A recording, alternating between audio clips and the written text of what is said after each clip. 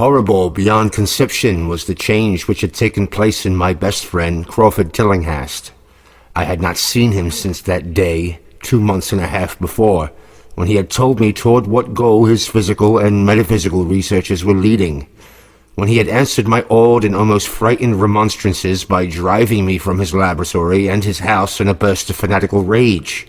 I had known that he had now remained mostly shut in that attic laboratory, with that accursed electrical machine, eating little, and excluding even the servants, but I had not thought that a brief period of 10 weeks could so alter and disfigure any human creature. It is not pleasant to see a stout man suddenly grow thin, and it is even worse when the baggy skin becomes yellowed or grayed, the eyes sunken, circled, and uncannily glowing, the forehead veined and corrugated, the hands tremulous and twitching. And if added to this there be a repellent unkemptness, a wild disorder of dress, a bushiness of dark hair white at the roots, and an unchecked growth of pure white beard on a face once clean-shaven, the cumulative effect is quite shocking. But such was the aspect of Crawford Tillinghast on the night his half-coherent message brought me to his door after my weeks of exile.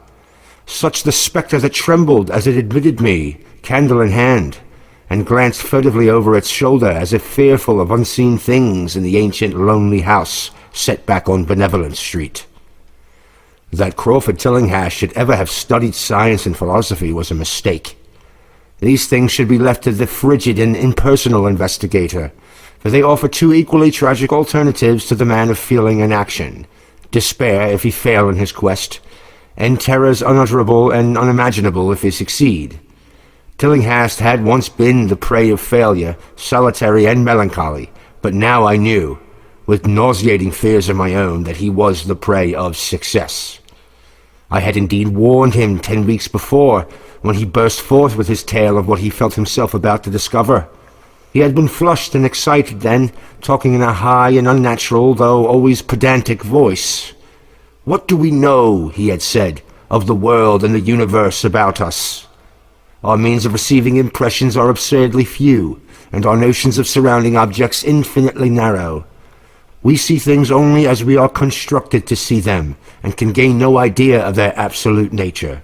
With 5 feeble senses we pretend to comprehend the boundlessly complex cosmos, yet other beings with a wider, stronger, or different range of senses might not only see very differently the things we see, but might see and study whole worlds of matter, energy, and life which lie close at hand yet can never be detected with the senses we have. I have always believed that such strange, inaccessible worlds exist at our very elbows, and now I believe I have found a way to break down the barriers. I am not joking. Within 24 hours, that machine near the table will generate waves acting on unrecognized sense organs that exist in us as atrophied or rudimentary vestiges. Those waves will open up to us many vistas unknown to man, and several unknown to anything we consider organic life.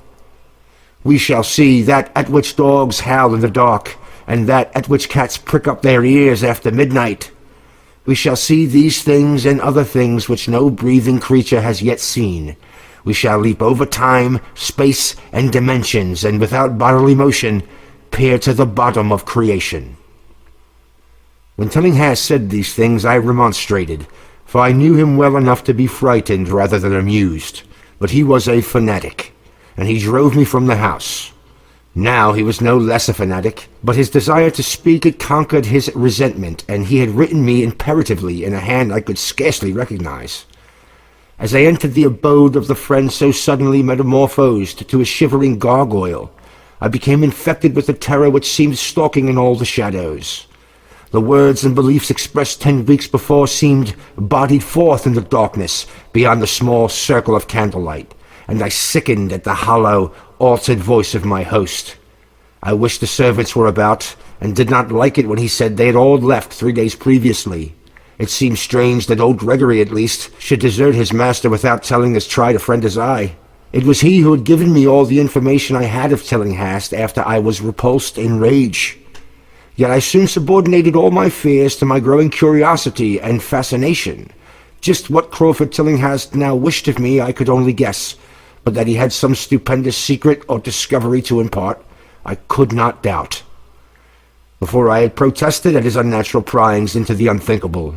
Now that he had evidently succeeded to some degree, I almost shared his spirit, terrible though the cost of victory appeared. Up through the dark emptiness of the house I followed the bobbing candle and the hand of this shaking parody-on man. The electricity seemed to be turned off, and when I asked my guide, he said it was for a definite reason. It would be too much.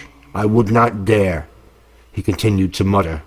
I especially noted his new habit of muttering, for it was not like him to talk to himself. We entered the laboratory in the attic, and I observed that detestable electrical machine, glowing with a sickly, sinister, violet luminosity. It was connected with a powerful chemical battery, but seemed to be receiving no current, for I recalled that in its experimental stage it had sputtered and purred when in action. In reply to my question, Tillinghast mumbled that this permanent glow was not electrical in any sense that I could understand. He now seated me near the machine so that it was on my right, and turned a switch somewhere below the crowning cluster of glass bulbs. The usual sputtering began, turned into a whine, and terminated in a drone so soft as to suggest a return to silence. Meanwhile, the luminosity increased, waned again, then assumed a pale, outre color or blend of colors which I could neither place nor describe. Tillinghast had been watching me and noted my puzzled expression. "Do you know what that is?" he whispered. "That is ultraviolet." He chuckled oddly at my surprise. "You thought ultraviolet was invisible, and so it is. But you can see that and many other invisible things now. Listen to me. The waves from that thing are waking 1,000 sleeping senses in us, senses which we inherit from the eons of evolution, from the state of detached electrons to the state of organic humanity. I have seen truth, and I intend to show it to you. Do you wonder how it will seem? I will tell you." Here Tillinghast seated himself directly opposite me, blowing out his candle and staring hideously into my eyes. "Your existing sense organs, ears first, I think, will pick up many of the impressions, for they are closely connected to the dormant organs. Then there will be others. You have heard of the pineal gland? I laugh at the shallow endocrinologist, fellow dupe and fellow parvenu of the Freudian. That gland is the great sense organ of organs, I have found out. It is like sight in the end, and transmits visual pictures to the brain. If you are normal, that is the way you ought to get most of it. I mean, get most of the evidence from beyond." I looked about the immense attic room with the sloping south wall, dimly lit by rays which the everyday eye cannot see. The far corners were all shadows, and the whole place took on a hazy unreality which obscured its nature and invited the imagination to symbolism and phantasm. During the interval that Tillinghast was silent, I fancied myself in some vast and incredible temple of long-dead gods, some vague edifice of innumerable black stone columns reaching up from a floor of damp slabs to a cloudy height beyond the range of my vision. The picture was very vivid for a while, but gradually gave way to a more horrible conception, that of utter, absolute solitude in infinite, sightless, soundless space. There seemed to be a void and nothing more, and I felt a childish fear which prompted me to draw from my hip pocket the revolver I always carried after dark since the night I was held up in East Providence. Then, from the farthermost regions of remoteness, the sound softly glided into existence. It was infinitely faint, subtly vibrant, and unmistakably musical, but it held a quality of surpassing wildness which made its impact feel like a delicate torture of my whole body. I felt sensations like those one feels when accidentally scratching ground glass.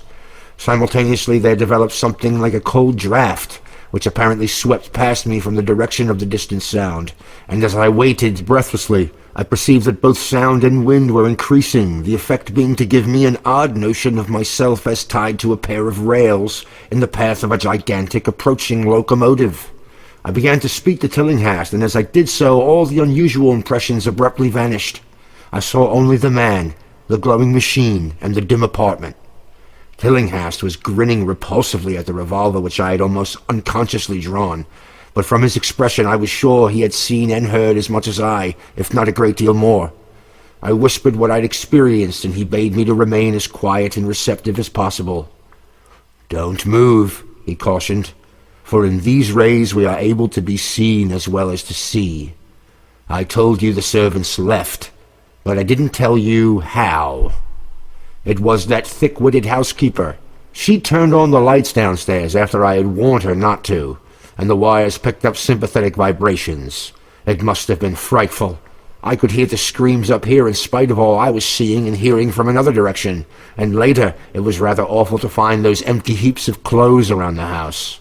Mrs. Updike's clothes were close to the front hall switch. That's how I know she did it.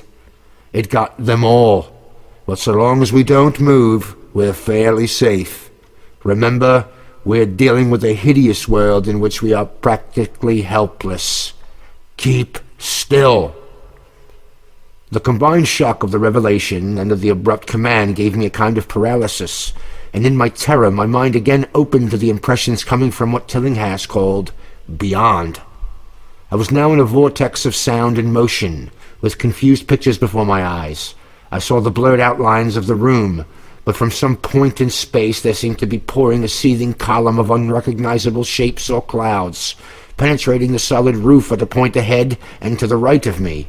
Then I glimpsed the temple-like effect again, but this time the pillars reached up into an aerial ocean of light, which sent down one blinding beam along the path of the cloudy column I had seen before. After that the scene was almost wholly kaleidoscopic, and in the jumble of sights, sounds, and unidentified sense impressions, I felt that I was about to dissolve or in some way lose the solid form. One definite flash I shall always remember.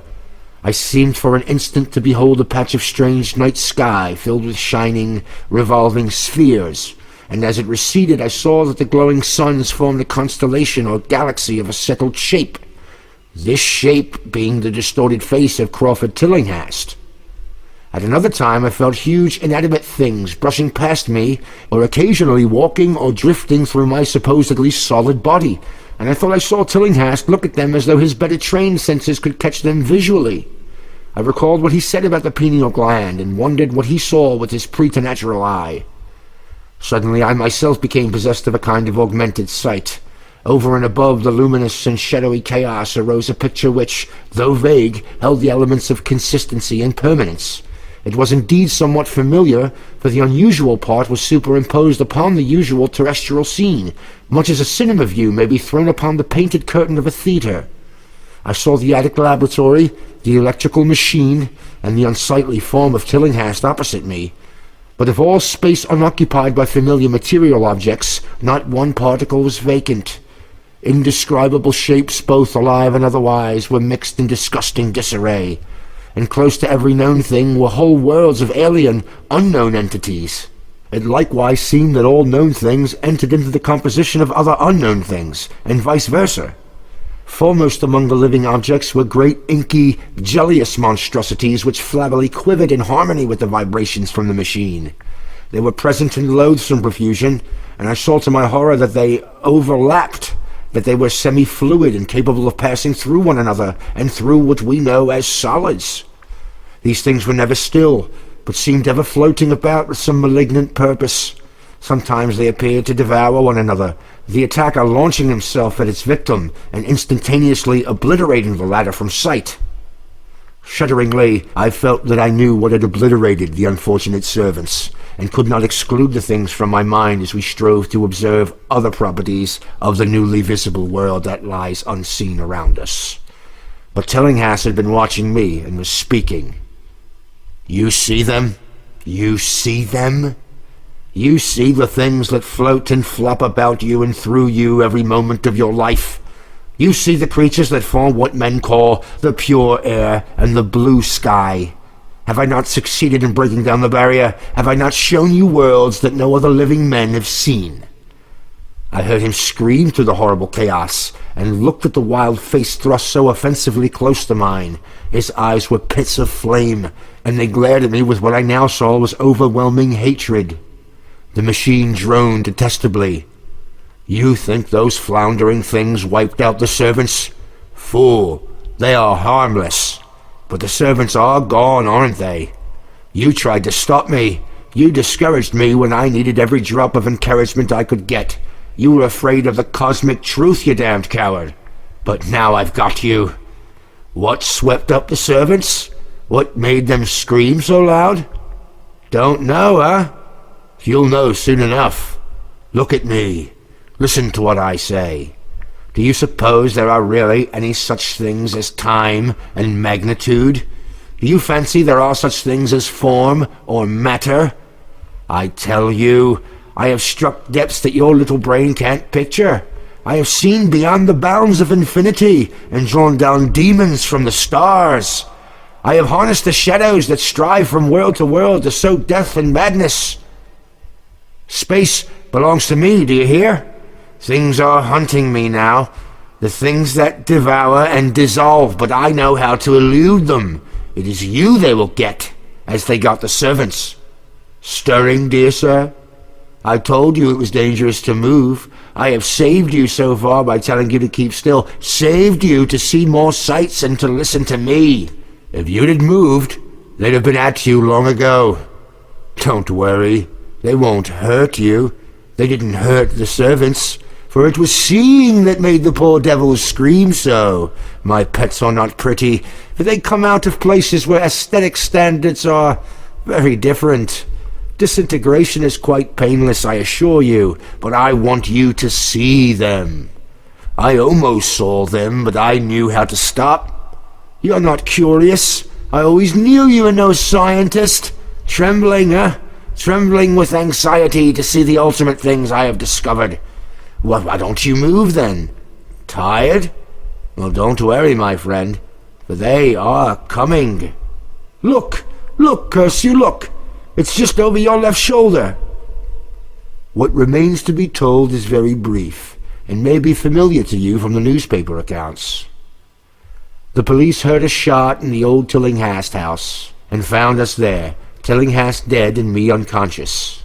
They arrested me because the revolver was in my hand, but released me in 3 hours after they found it was apoplexy which had finished Tillinghast, and saw that my shot had been directed at the noxious machine, which now lay hopelessly shattered on the laboratory floor. I did not tell very much of what I had seen, for I feared the coroner would be skeptical. But from the evasive outline I did give, the doctor told me that I had undoubtedly been hypnotized by the vindictive and homicidal madman. I wish I could believe that, Doctor. It would help my shaky nerves if I could dismiss what I now have to think of the air and the sky about and above me. I never feel alone or comfortable, and a hideous sense of pursuit sometimes comes chillingly on me when I am weary. What prevents me from believing the doctor is this one simple fact, that the police never found the bodies of those servants whom they say Crawford Tillinghast murdered.